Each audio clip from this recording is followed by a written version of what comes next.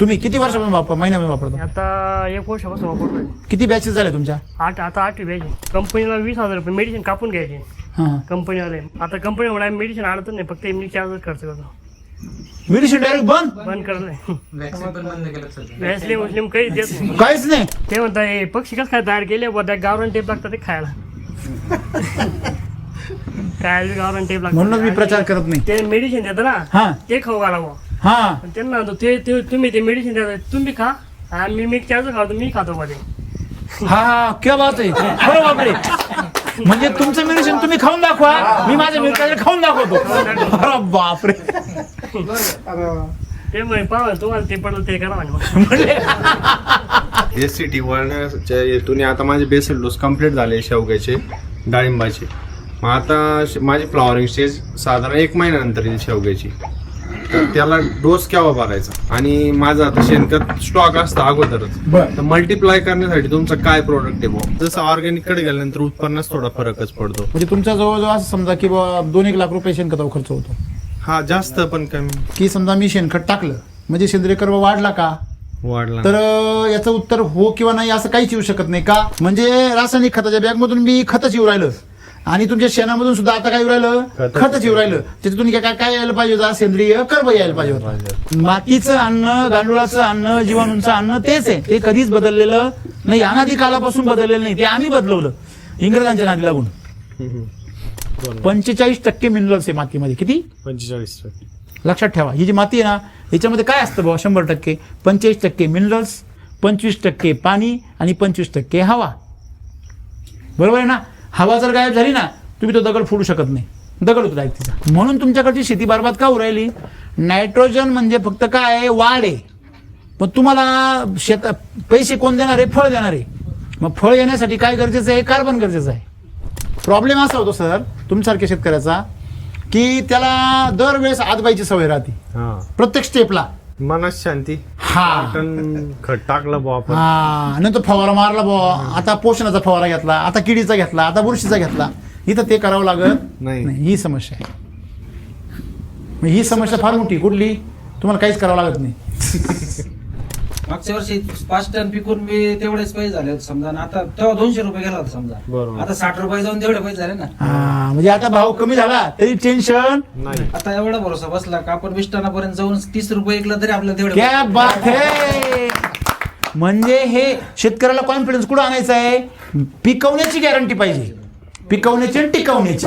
बरोबर आहे. जे पहिल्यांदा सुरुवात करता त्यांनी पहिलं वर्ष पहिला रिझल्ट येईपर्यंत 1 लागू 2 लागू 3 लागू सलग बेसल डोस टाकायचे. तुम्ही म्हणाल सर का?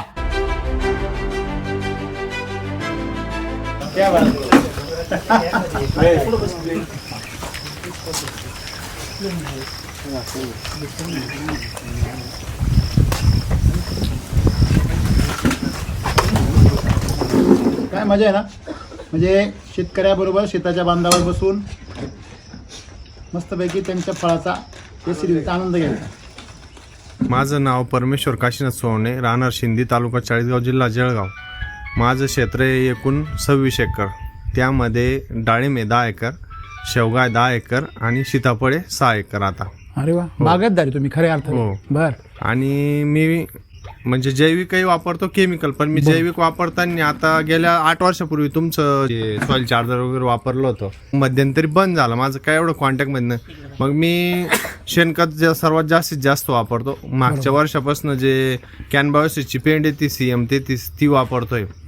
मग आता तुमच्या एससीटी वळण्याच्या हेतूने आता माझे बेसल डोस कंप्लीट झाले शेवग्याचे, डाळिंबाचे. मग आता माझी फ्लॉवरिंग स्टेज साधारण 1 महिन्यानंतर येईल शेवग्याची. तर त्याला डोस केव्हा भरायचा? सेटिंग झाल्यानंतर भरायचा, फ्लॉवरिंग स्टेजमध्ये भरायचा. आणि माझं आता शेणखत स्टॉक असतं अगोदरच. बर. तर मल्टिप्लाय करण्यासाठी तुमचं काय प्रोडक्ट आहे बुवा? की बुवा आता लगेच माझ्याकडे अवेलेबल 40 हेक्टर आल्या ना, मी मल्टिप्लायसाठी घेऊन JCBने मल्टिप्लाय करू शकतो शेणखत. असं आता पहिला प्रश्न असा की समजा तुमच्याकडे एवढी मोठी शेती, बरोबर आहे? हो. तुमच्या त्या शेतीमध्ये तुमचं जे चाललेलं आहे त्याच्यामध्ये तुम्हाला काही समस्या आहे का? किंवा तुम्ही त्याच्यामधून बदल करावा असं वाटतं तर का करावं असं वाटतोय? तर हे मला थोडं सांगा. बदल म्हणजे मला मुळात आवड पहिल्यापासून ऑर्गॅनिकची जास्त आहे बरोबर. केमिकल पेक्षा. मी आजही जेवढी शेती करतो आता मला पर्याय नाही म्हणून तुम्ही केमिकल वापरता. नाही, पर्याय नाही म्हणून तसंही म्हणता येईल, किंवा थोडंफार NPK आता माझं चुनखडचं प्रमाण वगैरे जास्त असल्यामुळे थोडं वापरतो मी बर शेंडा पळवण्यासाठी त्या हिशोबाने. आणि अडचण तर तशी काय वाटत नाही, पण मग जसं ऑर्गॅनिक कडे गेल्यानंतर उत्पन्नात थोडा फरकच पडतो. कमी पडतं. आजही मला उन्हाळ बारमध्ये शेवग्याचे 50-52 लाख रुपये झाले हां शेवग्याचे. हां त्यावेळी मला आता जसं गावामध्ये दृष्टिकोन असा होतो की हा वेगळं काहीतरी वापरतो केमिकल मध्ये. बरोबर बरोबर. माझं केमिकल मध्ये नाही.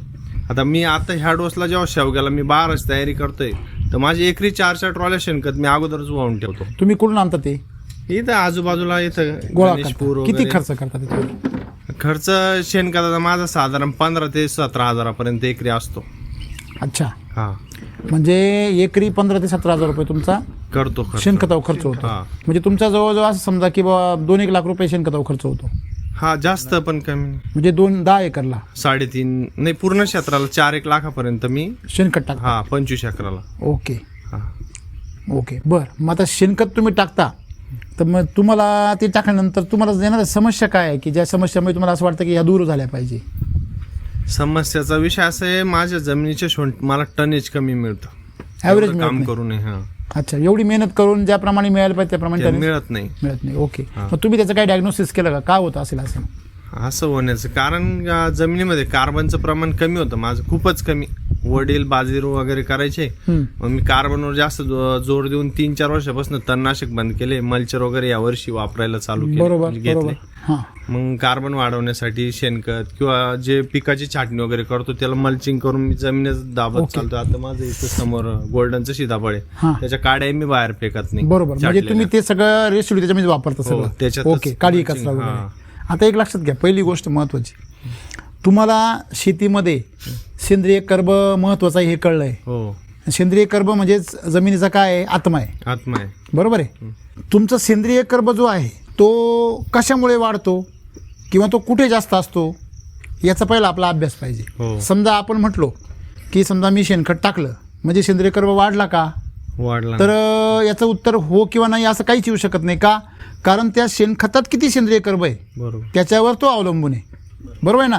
आता उदाहरण, तुम्ही ऊस आणला म्हणजे साखर होणार आहे, पण किती साखर होणार हे त्याच्यामध्ये असलेल्या ब्रिक्सवर ठरणार आहे. बरोबर. बरोबर आहे की नाही?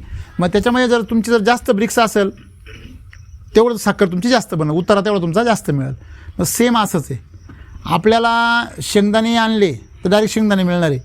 बरोबर आहे की नाही? पण त्या शेंगदाणे तेल किती हे काढल्यावरच कळणार आहे. बरोबर. तसं तुमच्या शेणखतामध्ये आजकाल सेंद्रिय कर्ब किती हा फार कळीचा मुद्दा आहे. पहिला प्रश्न जो विचारला मी तुम्हाला तेच विचारलं. मी शेणखत जे वापरतोय आपण काय मशीन लावून कार्बन चेक करू शकत नाही. करू शकतो ना. हा, त्याला काय करायचं, जसं आपण माती परीक्षण करतो तसं शेणखत परीक्षण करायचं. पण आता आपण प्रत्येक गावावर समजा 20 ट्रॉल्या घेतो, ते 20 अच्छा. ट्रॉल्या 4 ठिकाणून घेतो. मग तुम्ही त्याच्यामध्ये ते करू शकत नाही. नाही करू मग शकत. तुम्ही त्याच्यामध्ये सगळ्यात पहिली गोष्ट, ठीक आहे, आता आतापर्यंत तुम्ही जे शेणखत आणलेलं आहे त्याच्यावर काय प्रोसेस करायची हे मी तुम्हाला फॉर्म्युला देतो. बरोबर. आहे. पण इथून पुढे तुम्ही शेणखत आणू नका, बरोबर. मी असं सांगेल. त्याच्याऐवजी तुमची किती जमीन आहे, किती एकर जमीन आहे? 25 एकर पकडून 25 चाला. एकर पूर्ण बाग जमीन. आहेत आज. एक जनावर 1 एकर जमिनीला पूर्णपणे तुमचं हिरवगार करतं. बरोबर. एक जनावर 12 महिने. 12 महिन्यात त्याला 3,000 ते 4,000 म्हणजे जवळ 3 ते 4 टन ते शेणखत देतं एक जनावर. देतात. तर तुम्ही जर 10 जनावर पाहिले 10 एकर तुमचं पूर्ण सॉल्व्ह होऊन जाईल समस्या. बरोबर. हा एक मुद्दा आहे. तुम्ही पाहू शकत असाल तर तुम्हाला जर शेणखत तुमचं ताकदवर करायचं असेल तर पहिला मुद्दा असा का ते आडामधूनच चांगलं आलं पाहिजे. म्हणजे काय, त्या गाईच्या पोटातून ते शेण येऊ राहिलं, त्या गाईला चाराच तुमचा कोणता गेला पाहिजे? वैदिकचा, सकस गेला पाहिजे. म्हणजे वैदिकचा का म्हणतो आम्ही, आम्हाला गॅरंटी म्हणून म्हणतो सकस चारा गेला पाहिजे. त्याला जर सकस चारा असेल तर तुमचं शेणखत कसं येणार? कसदार येणार. बरोबर आहे. आता कशावर ओळखायचा सकस चारा? कुठल्याही प्रकारची फवारणी न करता जी मका 1 नंबर येते त्या मकाला म्हणायचं सकस. कुठल्याही प्रकारची कीड न आलेली मका. कीड आली का समजायची ही रासायनिक खतावरची आहे. हा लक्षामध्ये किती माजलेली असू द्या, माजण्याचा संबंध नाही, संबंध कशाचा आहे? किडीशी. आलं लक्षामध्ये? मग आता तुम्ही चारा कसा वापरता, त्याच्यानंतर दुसरी गोष्ट महत्त्वाची, त्या जनावरांचा कस किती काढता समजा काही लोक जनावरांचा फार कस काढतात, पावडरी देऊन, हे देऊन, ते आज देऊन. रोजी तीच कंडिशन आहे सर. मग कारण त्याच- दुधावाले ते तुमचं बिअर खाद्य वापरतील, त्याच्यामध्ये प्रॉब्लेम आहे. मिनरल मिक्सचर वापरतील, ते प्रोटीन भरपूर पावडरी वापरतील. आताच खत जे आहे ते असं समजा अन्न झालं, आपल्याला त्याला मल्टिप्लाय केल्याशिवाय पर्यायच नाही. त्याच्यामध्ये काय झालंय, त्याच्यामध्ये मिनरल्स भरपूर आहे, हा पण त्याच्यामध्ये नेमकी जे असायला पाहिजे सेंद्रिय कर्ब तोच नाहीये. नाही लक्षात आलं तुमच्या? म्हणजे रासायनिक खताच्या बॅगमधून मी खतच येऊ राहिलं आणि तुमच्या शेणामधून सुद्धा आता काय येऊ राहिलं, खतच येऊ राहिलं. त्याच्यातून काय काय यायला पाहिजे होता, सेंद्रिय कर्ब यायला पाहिजे होता. शेणखत हे खतासाठी नाही, सेंद्रिय कर्बासाठी होतं. म्हणजे सेंद्रिय कर्ब त्यातला गायब झाला आणि त्याच्यामध्ये रासायनिक द्रव्यांचं प्रमाण काय झालं, वाढलं. मग आता अशा खताला कसं करायचं, त्याला आपण काय करतो, त्याला कृषी अमृतच्या 1 टनाला 1 बॅग, 1 किंवा 2 बॅग सॉईल चार्जर 1 ते 2 लिटर तुमच्या ऐपतीप्रमाणे हे, आणि त्याच्यामध्ये तुम्ही जर तुम्हाला आवश्यक वाटलं तर RNPHचं 1 पाकिट हे तुम्ही जर मिक्स करून जर त्याच्यामध्ये टाकून दिलं आणि काढून घेतलं तर तुमचं जे शेणखत आहे ते काय होतं, एकदम चांगलं होतं. म्हणजे आहे त्याच्यापेक्षा जरा बरं चांगलं होतं. तुम्हाला जर चांगलं भारी असं हवं असेल, तुम्ही गाईला, जनावराला, कुठल्याही जनावराला, बैलाला, गाईला, जर्शीला, गावठीला, म्हशीला तुम्ही मिल्क चार्जर चारा, बरोबर आहे. एका जनावराचा 1 वर्षाचा खर्च येतो 10 ते 15 हजार रुपये. कशा करता, मिल्क चार्जरचा वर्षाचा. तर ते जर तुम्ही त्याला दिलं, त्याच्यापासून मिळणारं जे शेणखत आहे, तुम्हाला आश्चर्य वाटेल. काहीही न करता 45 ते 60 दिवसामध्ये त्याची डायरेक्ट चहा पावडर होती, काहीही न करता. हे आत्तापर्यंतच्या काळामधला चमत्कार आहे फार मोठा. का बरं होते, कारण त्याच्या अंगामध्येच ते सगळे बॅक्टेरिया सगळे काय होतात, निर्माण होतात. तुम्हाला बाहेरून टाकायची गरज नाही. आणि नेहमी लक्षात ठेवा, तुम्ही जसं म्हटले का फ्लावरिंग आणण्यासाठी मी असं करतो, सेटिंगसाठी मी ते करतो, हे तुम्ही करण्याची काही गरज नाही. आमच्याकडे असं काहीच नाही. तुम्ही फक्त मगाशी म्हटलं मी आलेल्या खायला तुम्हाला तेच द्यायचं आहे. बरोबर. मातीचं अन्न, गांडुळाचं अन्न, जीवाणूंचं अन्न तेच आहे. ते कधीच बदललेलं नाही, अनादी कालापासून बदललेलं नाही. ते आम्ही बदलवलं इंग्रजांच्या नादी लागून. आपल्याकडे जमिनीमध्ये सेंद्रिय कर्ब वाढवण्याची सगळ्यात सोपी पद्धत म्हणजे त्या गाईला तुम्ही मिल्क चार्जर चारा. मिल्क चार्जर ही जडीबुटी अशी आहे की गाईच्या पोटामध्ये नैसर्गिक पचनक्रिया डेव्हलप करते, नैसर्गिक जीवाणूंना ताकद देते. गाईच्या पोटातील जीवाणूंचं अन्न येते काय, मिल्क चार्जर. मग त्या गाईच्या पोटामध्ये शेण असं पसतं आणि त्याचं शेण एवढं घट्ट होतं आणि दूध एवढं घट्ट होतं. कोणी वापरलं की ते वापरतं? सांगा बरं तुमचा अनुभव. मी संजय राघो माळी पातोंडा, बरं, तालुका चाळीसगाव, जिल्हा कधीपासून वापरता? मी बऱ्याच दिवसापासून, 2 वर्ष झाले. काय अनुभव आला? त्याची दुधाची क्वालिटी चांगली, जनावर चांगलं असतं हां. आणि गोचड होत नाही, काही प्रॉब्लेम येत नाही कुठला, काहीच प्रॉब्लेम येत नाही, काहीच येत नाही. लंपिंग वगैरे काहीच नाही. ते लस मिस वगैरे काहीच देत नाही मी कोणालाच, कुठलंच नाही. कुठलीच लस देत नाही, म्हणजे गोचिड येऊ नये म्हणून औषध वगैरे कुठलंच काहीच नाही काहीच वापरत. करत नाही. बरं, तुमचं शेण कसं होतं? शेण शेण तर एकदम पॉवरफुल आहे. शेणखताचा चांगला बदल आहे, एकदम कुजलेलं आहे एकदम. किती दिवसात खत तयार होतं? आता आम्ही पहिल्यांदा उन्हाळ्यात टाकून घेतलं, आता परत 4 महिन्याचं खत झालंय, हां, ते परत आता शेतात टाकायचं. पूर्ण तयार झाले. म्हणजे तुम्हाला कुजायची वाट पाहिजे गरज आहे का? नाही. तुम्हाला सांगतो 2 महिन्यामध्ये खत असं बनतं ना, तुम्ही बघून चकित व्हाल. आणि तुम्ही किती वर्षापासून महिन्यापासून वापरता? आता 1 वर्षापासून वापरतोय. किती बॅचेस झाले तुमच्या? आता 8वी बॅच आहे. आहे का? म्हणजे ते सही सर त्याचा काय बेनिफिट होतो तुम्हाला? त्याच्याने आपलं कंपनीला 20,000 रुपये मेडिसिन कापून घ्यायचे हां, कंपनीवाले. बरं. मी किती? मेडिसिन 20,000 रुपये. बरं. आता कंपनीमुळे मेडिसिन आणत नाही, फक्त मी चार्ज खर्च करतो.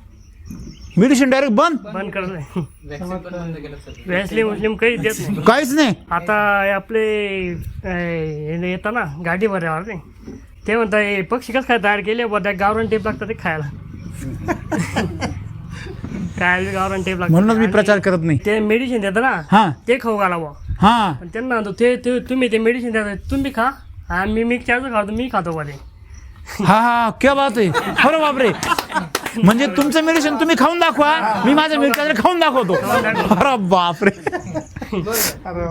ते म्हणे पाहा तुम्हाला ते पडलं ते करा म्हणे. म्हणले आता परवा दिवशी सर आले, तुमच्याकडचे माणसं अवघड आहे बरं. मॅनेजर साहेब आले ते 50 किलोची पक्षीवर गोणी 50 किलोची पक्षीवर पडून गेली, हां, तरी पक्षीला काही झालं नाही. त्या पक्षीला काही 50 झालं नाही. किलोची गोणी? एकदा पहिलवान बनला म्हणतात. ते एवढं नाजूक राहतं, ते थोडं जर काय झालं तर मरून जातं. लगे मरून जातं. 50 किलोची गोणी त्याच्यावर पडून गेली, 20 पडली तरी आवाज मारतो. म्हणजे ते एवढं काय बनलं मजबूत बंद होतं. म्हणजे मग आता बघा ते त्याचं खाल्लं कुणी ते किती मजबूत बनलं. अटॅकचं मरणाचं प्रमाण हा अटकचं त्या तुम्ही ॲनिमल चार्जर वापरलं होतं, काहीतरी जादू होऊन जाईल. हां, स्मेल कसा येतो त्याचा? एकदम म्हणजे शेडचा वास येत नाही शेडचा बिलकुल वास येत नाही. शेड म्हणजे वाटत नाही इथं पोल्ट्री बघा तुम्हाला बरं का, तुम्हाला फायद्याची गोष्ट आहे यांचं खत घ्या तुम्ही. खत सुद्धा एकदम म्हणजे त्या बॅच गेली का 3-4 महिने एकदम प्युअर खत होऊन जाणार यांना द्या, यांना द्या, तुम्ही पण आणा त्याचा वापर नाही. यांचं खत. कोंबड खत मी रेकमेंड करत नाही, वापरू नका. नाही वापरूच नका सांगतो. ह्यांचं वापरू शकता. वास जर येत नसेल ना वास वापरू येतो शकता. नाही वाटत म्हणजे अमोनिया नाही त्याच्यामध्ये.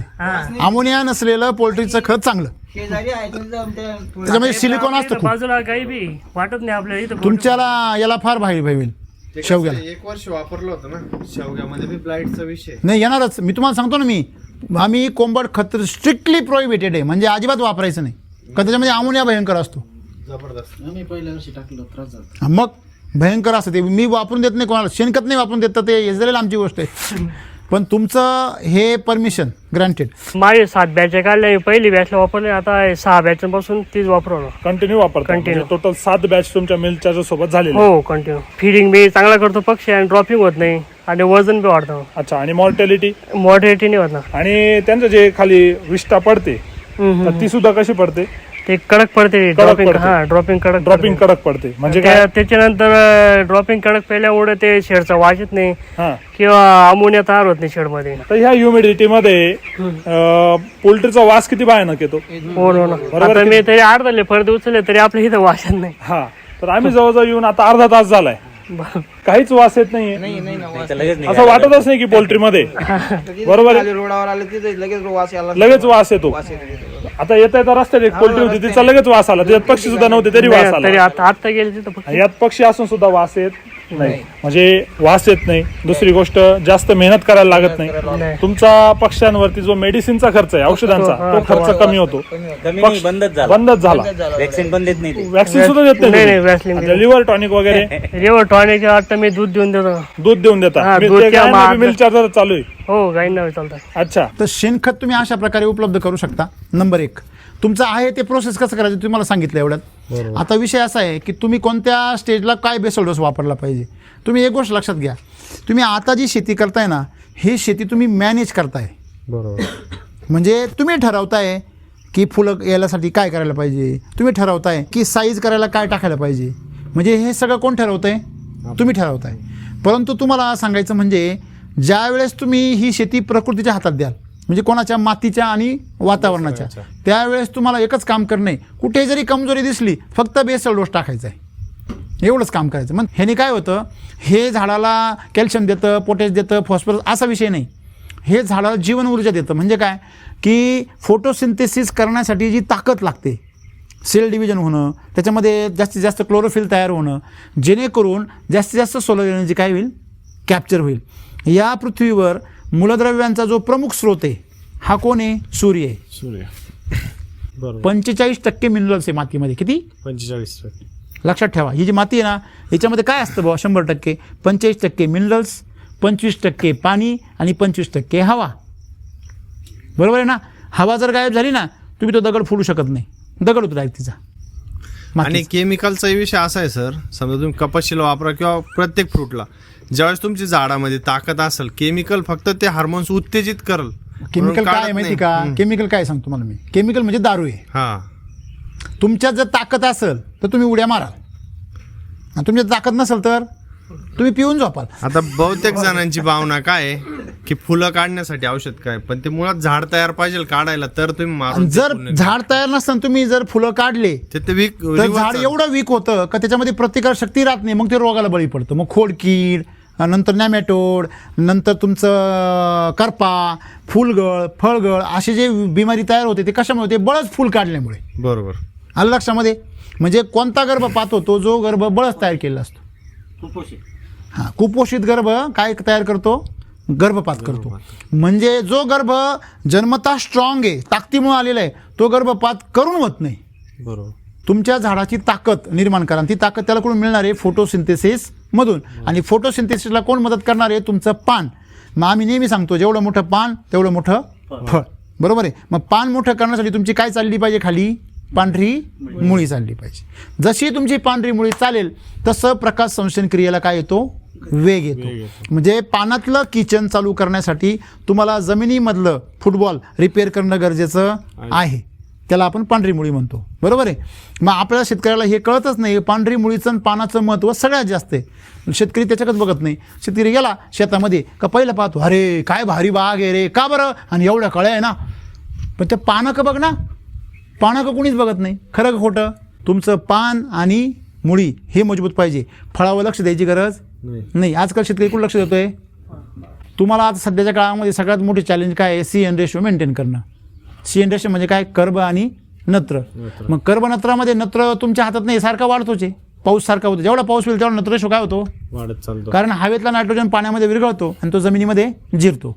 नायट्रोजन जो आहे ना तो वाढ करतो आणि कार्बन हा काय करतो? ताकद वाढवतो. आणि नवीन जे शेतकरी जसं आमच्याच एरियातले पकडा, त्यांचा जोर फक्त नायट्रोजनवर जास्त. बरोबर आहे. मग तुम्ही काय करताय? फक्त फोपशी वाढ करताय. तुम्ही फुगू राहिले, पण त्या फुग्याच्या आतमध्ये काहीच नाही ना, कळलं का? म्हणून तुमच्याकडची शेती बरबाद का होऊ राहिली? नायट्रोजन म्हणजे फक्त काय आहे? वाढ आहे. पण तुम्हाला पैसे कोण देणार आहे? फळ देणार आहे. मग फळ येण्यासाठी काय गरजेचं आहे? कार्बन गरजेचं आहे. वाढ गरजेची नाही का? हो आहे ना, पण त्याच्या सोबतीला दोघं गरजेचे आहे.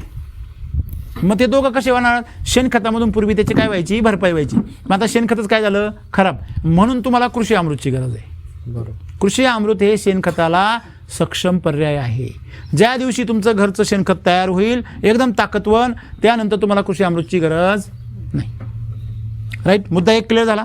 नंबर 2, RNPH ची का गरज आहे सर? RNPH ची याच्याकरता गरज आहे की आपण आपल्या जमिनीमधला सेंद्रिय कर्ब काय केला? संपून टाकला. तो पहिला कसा भरायला जायचा? तुम्ही जसं म्हटले, मी माझ्या सीताफळाच्या काड्या याच्या काड्या कुठं गाळतो? जमिनी. आज द्राक्ष बागायतदार छाटणी केल्यावर काड्या कुठं गाळतो? जमीन. पण त्या द्राक्ष बागायतदारांनी वर्षभर काय वापरलं? त्याला केमिकल. त्याच्यामुळे त्या काड्या जरी गाडल्या त्यातून जमिनीला विषच मिळतं, अमृत मिळत नाही. म्हणून आपला प्रॉब्लेम काय होतो? आपण एक काम करतो दुसरं काम बिघडून टाकतो. फळबागा ज्या आहे त्यांना रासायनिक खतांनी त्यांचं नुकसान होतं, त्यांची टिकवण क्षमता काय होते? कमी होते. फळं कशासाठी प्रसिद्ध आहे? टिकण्यासाठी. फळं कशासाठी प्रसिद्ध आहे? टिकण्यासाठी. आणि तुम्ही त्यांचं काय काढून घेतलं? ती जी टिकण्याची क्षमता तीच काढून घेतली. त्याला कोण विचारील? तुमच्या गावात किती जण फळं खातील, संपवतील? ते लांबच्या पल्ल्याला टिकले पाहिजे, मग त्यांना पैसे होतात. तुम्हाला पैसे का झाले? कारण तुम्ही शेणखतावर काय देता? भर. तुम्ही चुकता भरपूर, पण तरी 25% तुम्ही बरोबर आहे, कारण त्या खतामध्ये काही नाही म्हणलं तरी अजून थोडाफार कस आहे. कळलं? पण तेच तुम्ही जर 100% कस आणला, तुमचं आत्ताचं उत्पन्न 30 पट होईल. तुम्ही जर 25% बरोबर करताय तर तुमचं 65% जे आहे बाकी आहे ना, ते तुम्हाला एसिडी वैदिक भरपाई करून देईल. तुम्हाला पुढच्या वर्षापासून शेणखत घ्यायची गरज नाही. 4 लाखाचं तुम्ही एसिडी वैदिक जरी उचललं, 4 लाखाचं एसिडी वैदिक, तरी तुमची आखी शेती सुजलाम सुफलाम होऊन जाईल. आणि याच्यामध्ये काहीच काम नाही. प्रॉब्लेम असा होतो सर तुमच्यासारख्या शेतकऱ्याचा, की त्याला दरवेळेस आदबाईची सवय राहते प्रत्येक स्टेपला. मनात शांती. खत टाकलं बुवा आपण, नंतर फवारा मारला बुवा, आता पोषणाचा फवारा घेतला, आता किडीचा घेतला, आता बुरशीचा घेतला. इथं ते करावं लागत नाही. ही समस्या आहे. ही समस्या फार मोठी. कुठली? तुम्हाला काहीच करावं लागत नाही. कॉलेज आपण उत्पन्न काढल्यामुळं भावाची चिंता नाही राहिली ना. बरोबर. मागच्या वर्षी 5 टन पिकून मी तेवढेच पैसे झाले होते समजा, आता तेव्हा 200 रुपये गेला होता समजा. बरोबर. आता 60 रुपये जाऊन तेवढे पैसे झाले ना. म्हणजे आता भाव कमी झाला तरी टेन्शन नाही. मग सगळ्यात मोठं टेन्शन शेतकऱ्याला काय राहतं?